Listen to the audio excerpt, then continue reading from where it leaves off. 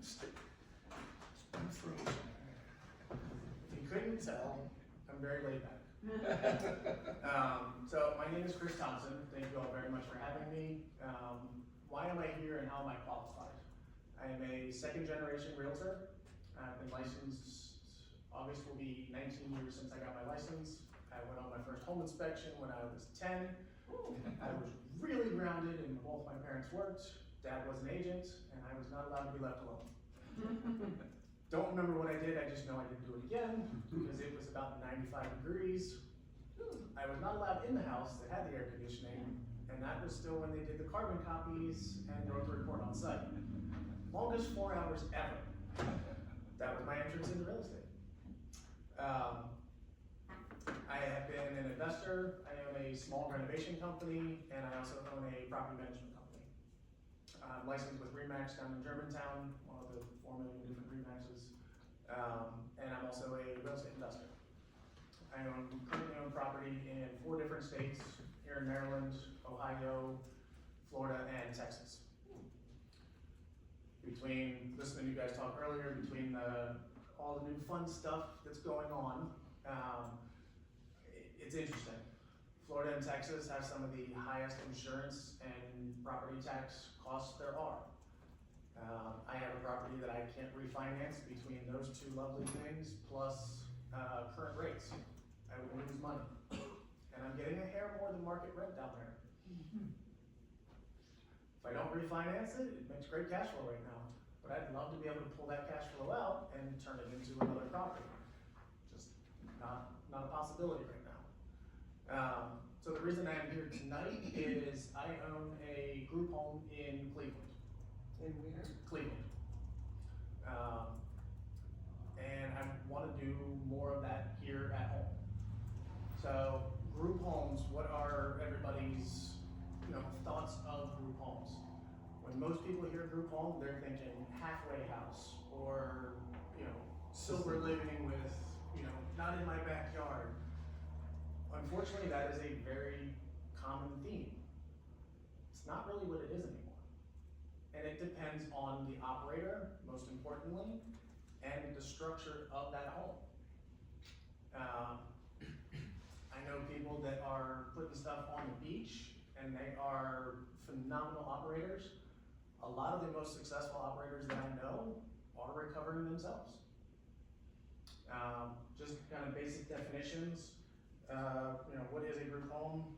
Is a shared arrangement where people often have similar needs, backgrounds, living together in a structured and supportive environment, a place that provides balance of independence and assistance, fostering a sense of community while giving access to care, supervision, and needed resources.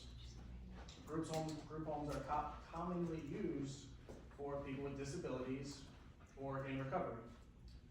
Others seeking community and support of just a way of life. And one of the new terms now, because housing really is not affordable, is co-living. What's the definition of co-living? Is a modern concept where individuals share living space, fostering a sense of community while maintaining private areas. It's affordable, convenient, ideal for young professionals and contract workers. Those definitions seem really similar, don't they? So it's all co-living. If you want to put a positive spin on it, you call it co-living. If you want to put a negative spin on it, sober living. Two different ideas just popped into your head. It's the same thing. At the end of the day, it's providing affordable housing, generally a sober environment, even if it's not a sober home. There's still rules of the house. And it gives people an opportunity to live on their own, afford it, and still save money. On the investor side of it, it makes some of these properties that have high taxes, high insurance, and high interest rates. There's only so many exit strategies you can use. The biggest one out there that everybody knows, Airbnb. Airbnb's in the tank right now. Because a few years ago, everybody and their brother was like, I can make $2,000 a month on this thing. Heck yeah, I'm in. You can't have an Airbnb every 5 houses on the same street. Supply and demand. It just kind of runs out. So many of those people only underwrote it for one exit. Only an Airbnb, only a short term, potentially a midterm, but basically they're kind of upside down. So even in a distressed situation, how could somebody like myself come in and help that? Well, there's multiple different ways that I buy properties. One that I like the most is subject to. That existing mortgage stays in place because that rate is a whole lot better than I can get today. It gives me the ability to give you, Mr. and Mrs. Seller, the price that you need to, if nothing else, get out from underneath of it. But I can't turn it into a regular long-term rental. The math clearly didn't work for you, the current owner. It's not gonna work for me either. So what's my next step? Co-living. Co-living can be for young professionals. One of the things that I'm looking to target, age out of foster care. That 18 to 22 demographic. Too many kids are getting lost in that shuffle. Where they have help, they turn 18 and game over. It's sad. I have 5 kids. Thankfully. What were you thinking? I have 5 kids too. You have a question? Yes. Well, not so much question, but isn't it along the same lines of single room occupancy? And the state's currently, looking 100%. at that. I know the city's currently looking at SRO. And because it's affordable housing, it's federally protected. So no different than a sober living or foster care or nursing home. Yes, there's certain delegations that home has to have, but there's no special permitting required for it because it falls under federal fair housing. So a neighborhood, an HOA, a condo association can say, no, we don't want this. As long as it's gonna be federally protected. It's federally protected. I don't foresee that one changing. Obviously, there's a lot of changes going on right now. Yeah. That's not one that I foresee changing. At least I hope not. But being that our current administration comes from real estate investing, there's gonna be a wave and we won't know what happens until it actually does happen. So whether it's, no matter what realm you wanna go down, another big one is veterans. Sober living, if I have a room this size, I could put 10 people in here comfortably. Everybody gets their certain section. A veteran's not gonna want that. They're gonna wanna be around that community of other veterans. Put some walls up, give them their own space. That's where it's the community with the private setting. Versus just, hey, you have a room that 2 twin beds and a nightstand can fit in, you can put 2 people in there. Some people will do that. Plenty won't. You want to give somebody that sense of comfort more than anything, I think. Hey, you're in whatever situation it is that you're in. I want to help. So many landlords want to walk away from stuff like that. It's sad, but every time a landlord, been in real estate my entire adult life, most of the time when you hear sober living or something to that degree, worst case scenario falls into your head. That runs a lot of landlords away. I want to try to change that. Yes? Chris, what prevents you from doing that now? Connections, which is one of the reasons why I wanted to come talk to everybody here. You don't know what you don't know. I don't know enough in this area. In Cleveland, I've been to speak there a couple times at different conferences. I've made a lot of connections and I'm getting ready to start my second home up there. And do you have a referral source for your houses in Cleveland So that services are attached to the people that live there? Right now, everything is unlicensed. I've been in operations forever, and I'm trying to slowly work my way out of that. So my perfect plan in my head is to just be the landlord.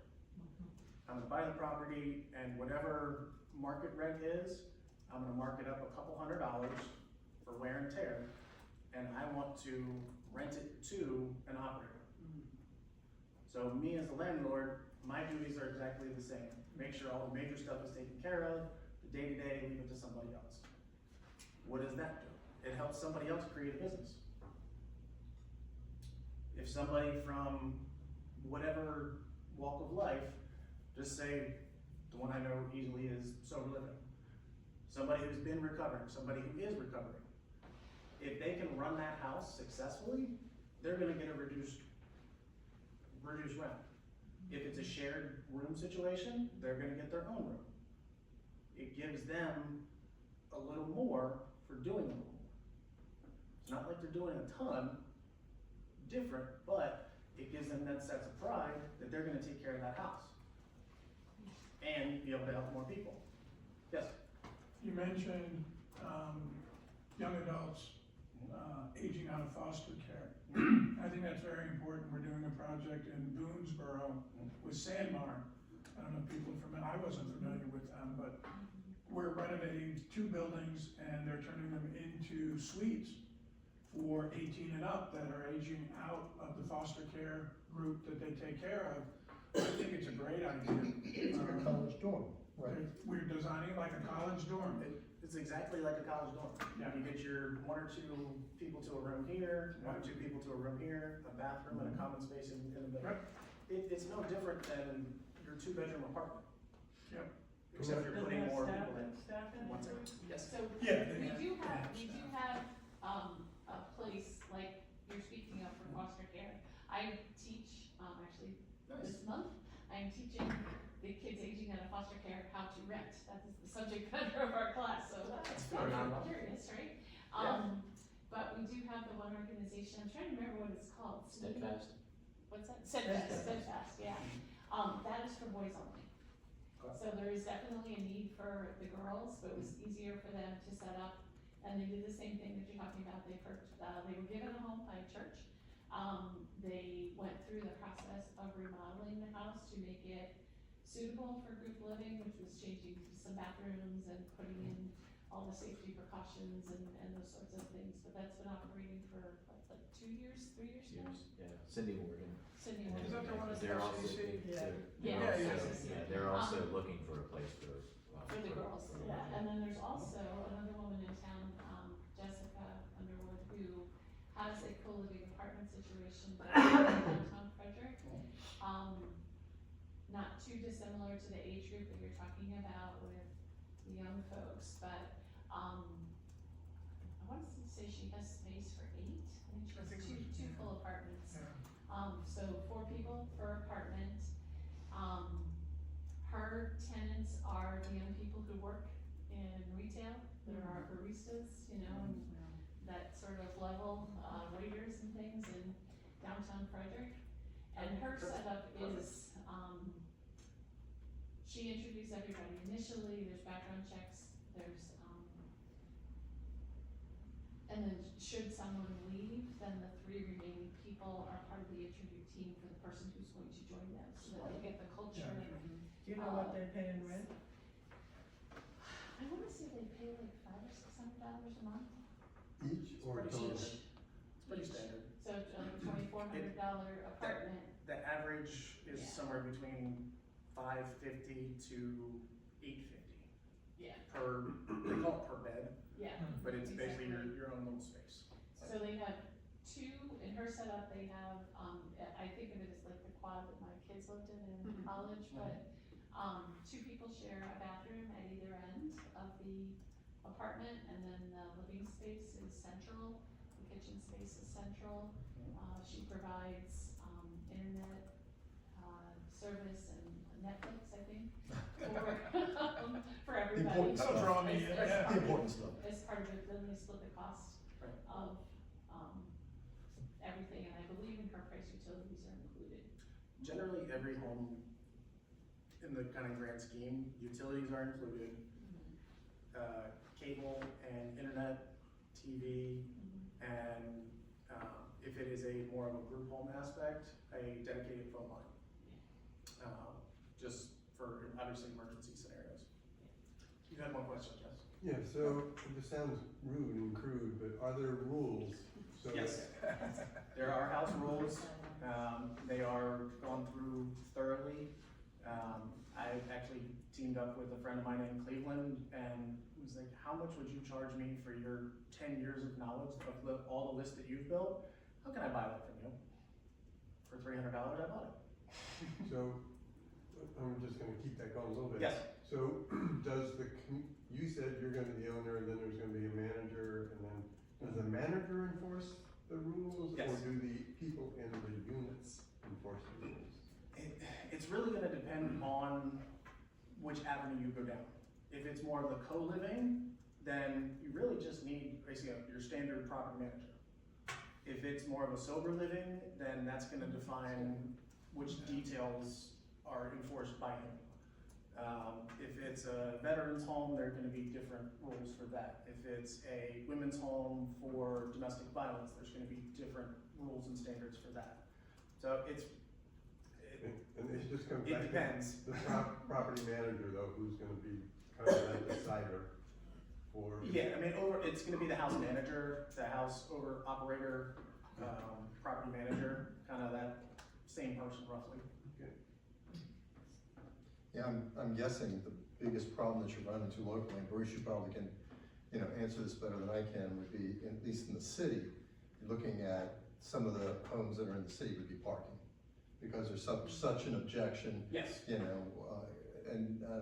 I'd say use the word objection, but it's like they're using, some really old rules about, how many cars can park in any particular unit. And I mean, we've seen in some of the newer low-income housing tax credit programs where the number of spaces that they've required, there's nowhere near being used. They're nowhere used. Now in the county, and Danny, you might be able to, provide some input here too, is, depending on what you're trying to do with the unit, I would think, the potential for sewer and water use of the septic system in a situation like that, Danny, any thoughts about that? Because I know that, they're really, I don't know how they would know, but, if you had multiple people, more people than they anticipated living there, you would probably run into problems.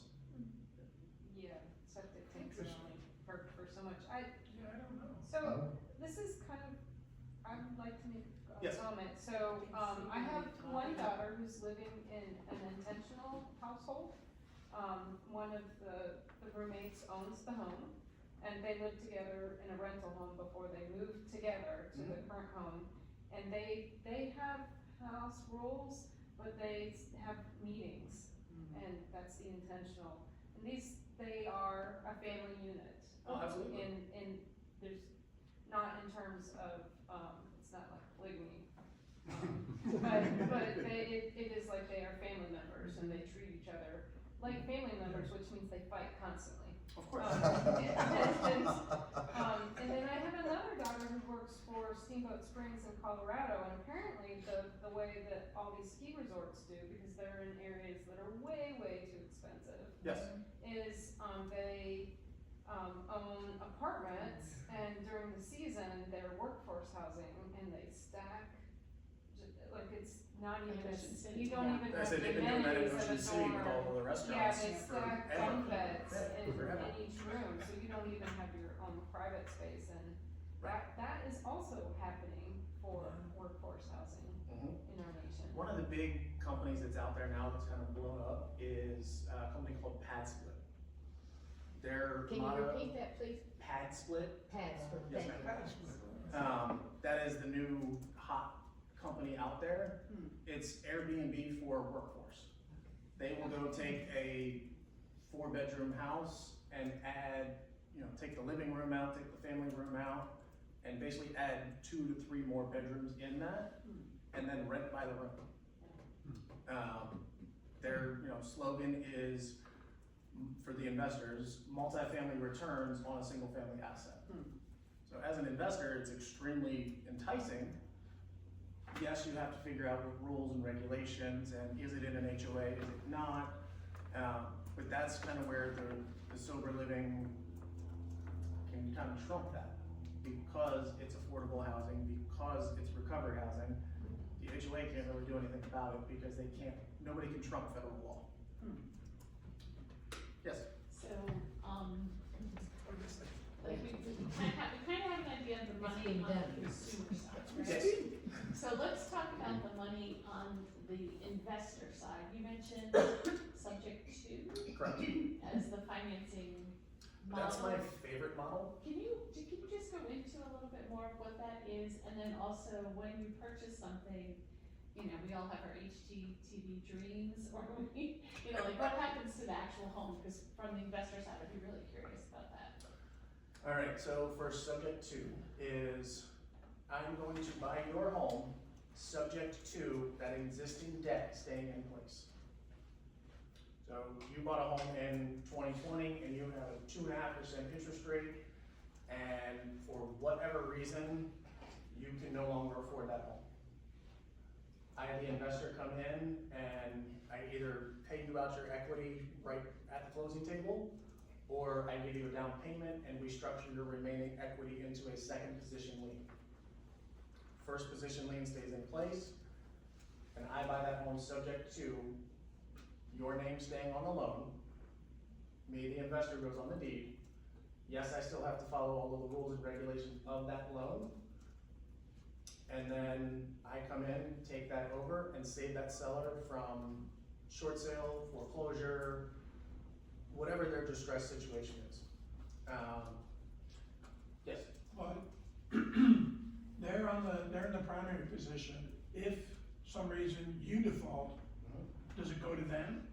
The way, I can't speak for everybody out there, Right. but yes, the way I structure my paperwork, I put in a performance deed in every single one of my deals that I do that way.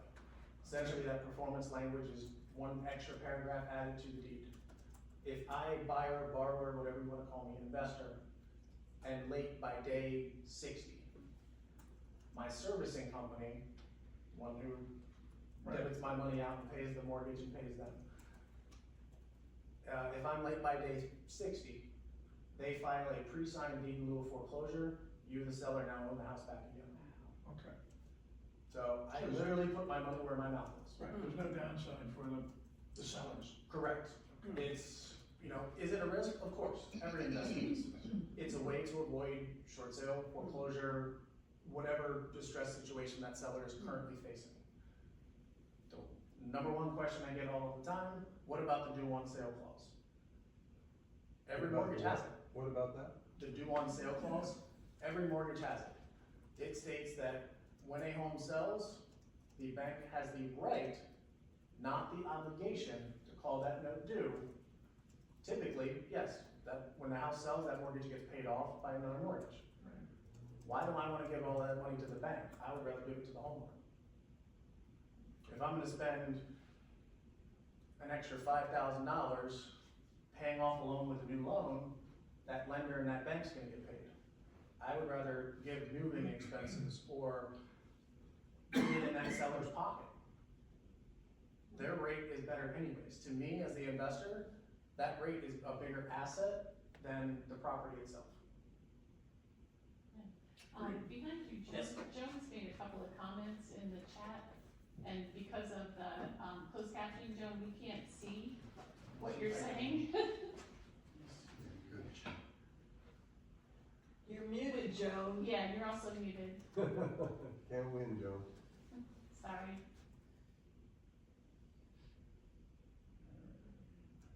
So a home housing, something is in the chat. Not the microphone. Both of them are. Yeah, both of you are muted, hold on. I think it's a speaker. No, it's a speaker on our end. Yeah, that's what. If they were muted, they would have a, Right. That you can hear us? Speaker on the TV. Yeah, Yeah, it is. hold on, we got technical issues.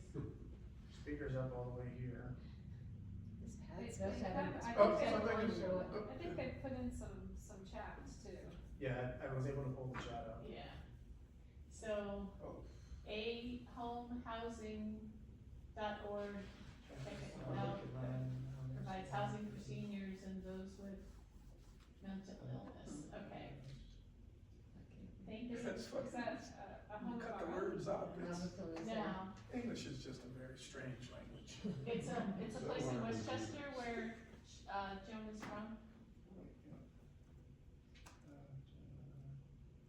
Tenants pay a third of their monthly income, rents about $700 per month. Section 8 and mental health subsidies are provided as well. I don't know why this And the shrunk down so National much. Shared Housing Resource Center. Is it possible to save the chat so we have this later? If we could go back, That I know I can Joan- figure out. Joan, can Before we you, close this, that I know I hold can a do. second. Joan, can you send me an email with those links and I'll share it with everybody here? Thanks, okay. Got it. Chris, I'm assuming Yes. that you have shared kitchen? Yes, Okay. it's essentially shared kitchen and shared family room. So how I run my current home is, it is 3 bedrooms, 1 bath. 1 bedroom is small, so that person gets their own room. The other 2 rooms are shared, so there's 5 beds in the home. They have a common family room space and kitchen space. It's a fairly large kitchen, so there's a table in there as well. Yeah. But in that family space, because it is a sober living, that's where they host their own meetings. Yes, they still go to outside meetings, but they have weekly meetings. And yes, that is part of the house rules. They have general daily cleaning tasks that they have to do. So it's kind of that give and take of, hey, I'm gonna provide a roof, you're gonna pay me for said roof, and I'm gonna help you get better. But again, those are, but those are the providers, or the, however you wanted to call them. You subcontract to them, and then they run the house. That is my ideal situation, Okay. yes. Right now with my current home, I do have an on-site operator. He doesn't live there. He was my regular property manager that was like, hey, this is the space I'm going into. Do you wanna try it? And I had learned about it, studied about it, know other people that were doing it and were quite successful at it. So I'm like, let's give it a go. Okay. I have been beat up and kicked several times in the process, but it's no different than any other investment. It's a learning curve. When you learn anything new, you're always gonna have that learning curve. I'm actually going out to Cleveland next week, one, to check on a new property that I'm purchasing, but also to visit this home and just kind of Let's do it. see how everything's going. And do you have a reserve fund for maintenance items over Yes. time? Because when you've got that many people. So for my investments, I follow the profit first model. Okay. I have 4 separate accounts. My operating account, my tax account, my war chest, and my profit. Why did you choose those dates? Cleveland, called me because, or was calling to me. Again, I'm trying to get out of operations. I could do the same thing in Baltimore. It's an hour away from me. I live in Mount Airy. I can't get to Cleveland in an hour. The price of the property's there, a whole lot cheaper. Rents, roughly overall, are the same there as they are here. Wow. But our property values here, our dirt, our materials are exponentially more expensive. The house, single family home that I'm closing on next week, $30,000. Okay, so it's the price of the home, okay. I have to put 25 into it, Yeah. and those are just the city mandated things that have to be done to it. But ultimately for $60,000, and that home currently has tenants in it paying $1,600 a month. Wow. Do you need investors? I'm glad you asked. Yes, I do. Another one of my passions is raising private capital. There you go. And also said property, that property is all on private capital. I'm not bringing $1 of my own funds to it. That has also been a fun learning curve. But I have built up the reputation, I have built up the relationships. And again, everyone's like, oh, it's real estate. No, we are all in the relationship business. Yes, So do you operate on the model, if you build it, they will come, or are you looking first for a partner who would manage the property and then you'll invest in creating one? I have always kind of followed the, I'm gonna jump in head first and figure it out as I go. That's been a blessing and a curse. So here, I am trying to essentially build something, establish something, have a waiting list, and then go find the property.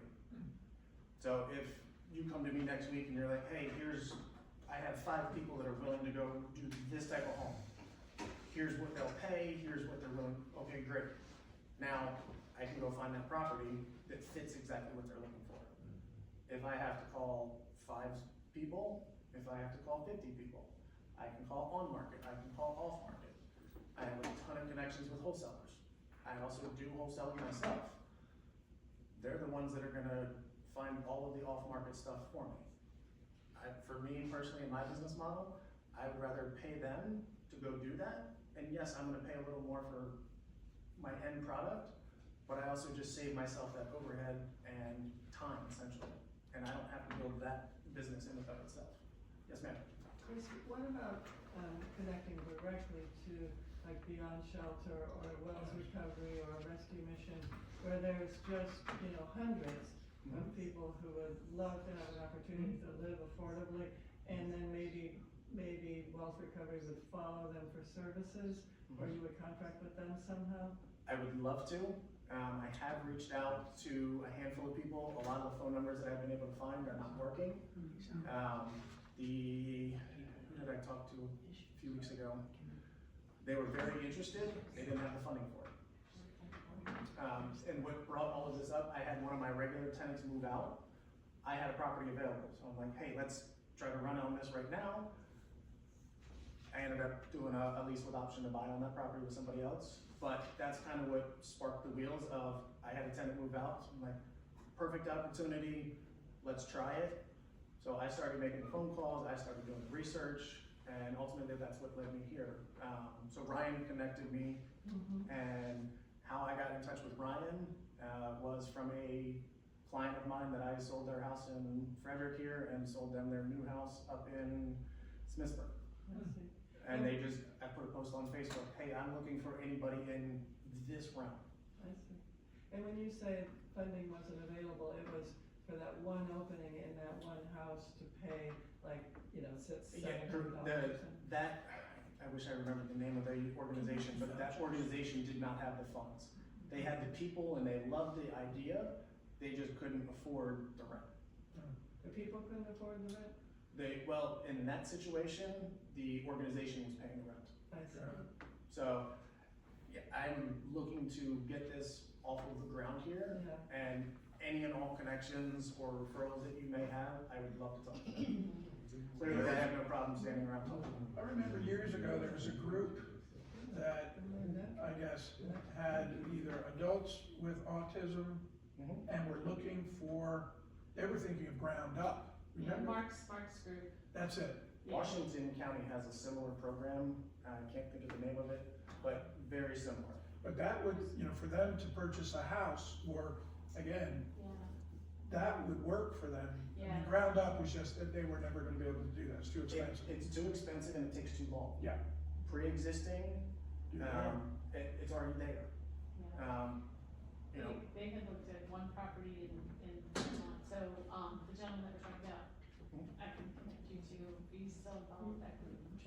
It's a Japanese name. And It's begins with a K. With a K, whatever. Yes. But they were all parents who were very fearful of their child's future because they were older parents. And not every situation was able to, provide Right. for the. But I think the business model that you're talking about would work, is you own the property, but then you lease it in essence to either a nonprofit or something along that, an operator. I think there's opportunity in Frederick for that. And then the more and more research I did, the more and more dead ends I found, which is why I kept digging, 'cause I'm like, this is something extremely needed, especially here. The numbers I looked up earlier, so as of, and these are just rough census numbers, their population of Frederick is roughly 80,000. Housing is roughly 30,000. So it's about 2.5 people per house. That doesn't, that math doesn't math. So whether it's similar to what you're referring to in downtown Frederick with the workers or the disabled, that is, you know, there's 100 different what if and maybe situations that could work. I just need one to show that proof of concept, to then amplify the business model, and by no means am I looking to franchise it. I'm looking to help people, and I'm looking to feed my family. If you don't have to change zoning, there might be hope. And that's the reason, that's Yeah. the biggest thing that goes for it, is there's no zoning change. Yep. If there's a zoning change, good luck. Oh, that's right. I've been trying to build a house for 5 years. Every time I get past 2 hurdles, the county throws one more at me. She works for the county. I do, but so I do have So a. can you just change the paperwork? Yeah, sure. Just approve? Yeah, no, actually, it's my colleague, Good Steve, that practice. does that. So I do have a question, like, Yes. so one of the, challenges with Airbnb is that when you're going into somebody's personal home, often it's the homeowner's there too. There is they've had accusations of discrimination. And so when a real estate agent goes out and shows houses to people, there's all kinds of rules and regulations Yes, to help guard against, discrimination in housing. yes. How do you manage that, or do you manage that in your, Application, I just wondered. The short, really blunt answer, mhm. don't be an asshole. But no, unfortunately, yes, it is a concern, but thankfully, in my almost 19-year career, I've had very few instances and accusations of that. It's no different than anything else. Keep your head about you. Don't, follow the rules, be a good human being is really what it boils down to. And would you say that your, the homes that you've been involved with have represented fair and equal housing? Yes. And there again, that's another thing that is, federally protected, and it should be. We have a couple other things on our agenda tonight, so does anyone have last questions? Another one or two Just questions? make sure that, if you don't mind, give Mary Ellen your email, Yeah, so we absolutely. can, No, I'll make sure you have all my contact info. Yeah. because Ann's gonna send you a bunch of I haven't contacts. seen that. You have his email? Can you get it to me too? It's very 'Cause I simple. can It's, send it. You're probably Chris 90% Thompson of Homes this. at Gmail. Okay. This was very enlightening, thank Yeah, you. thank you. Thank you all so much. I do appreciate it, and looking forward to connecting with you all.